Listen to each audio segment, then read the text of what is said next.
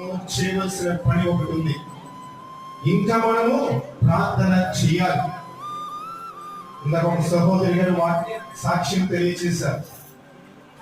Centre ఎక్కడ వస్తుందో అని ఎంతగానో మరి టెన్షన్ పడ్డామని అన్నారు.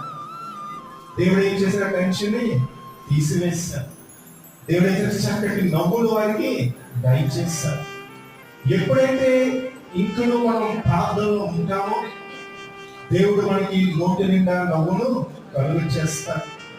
యెషయా గ్రంథంలో ఎవరి మనస్సు దేవుని మీద ఆనుకోనో వారిని పూర్ణ శాంతిగా చేస్తారు.